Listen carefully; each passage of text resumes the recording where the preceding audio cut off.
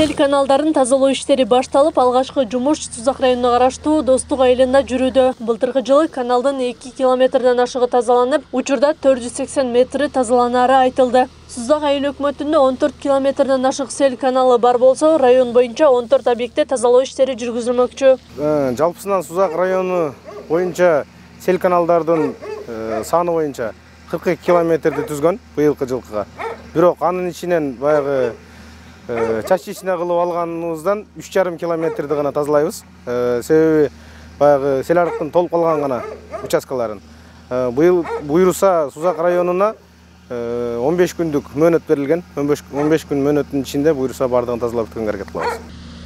2022 жылы облус аймагындагы калкты коргоо багытында 68 объектиде жумуш жүрөрү пландалып, алдыңкы 2 айда 28 объектте иш мерчемдери аткарылат. Анын ичинен 57 объектте иш жүргүзүү үчүн өзгөчө кырдаалдар министрлигинин техникалары тартылып, ал эми калган объекттерде жергиликтүү бийлик тарабынан жумуштар жүргүзүлөт.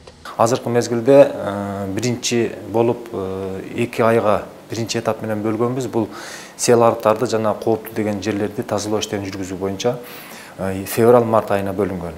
Буну 2 участка менен бөлгөнбүз. Биринчиси бул Сузак, Базар Коргон, Жалабат, Нокен тарабы, ал эми экинчи участка менен Аксы, Алабука тараптарга. Бул боюнча министрликте аппараттык кеңешме өткөрүлгөн. Министр Ажикеев сел суу ташкындарынын алдын алуу, өрт коопсуздугу жана кооптуу аймактагы жашап жаткан калк арасында түшүндүрүү иш-чараларын күчөтүү талабын койгон. Өлкө аймагында сел, суу ташкыны, жер көчкү жана башка табигый кырсыктардын алдын алуу боюнча атайын иш пландар түзүлүп, өз убагында коргоо жумуштары жүргүзүлсүн. Күч аракеттер даярдыкка келтирилип, табигый кырсыктарды алдын алууда атайын алдын алуу жана кесепеттерин жоюу иш-чарасы жүргүзүлсүн. Жалабат облусу боюнча 1020 кооптуу аймакта 1200дөн ашуун жаран жашап келет. ÖKM'дин маалыматы боюнча Кыргызстанда табигый кырсыктын ыктымалдуулугу күч аймакта 3859 үй бүлө жашайт. Акылай Карабаева, Аскар Маматисаков, Регион телеканалы.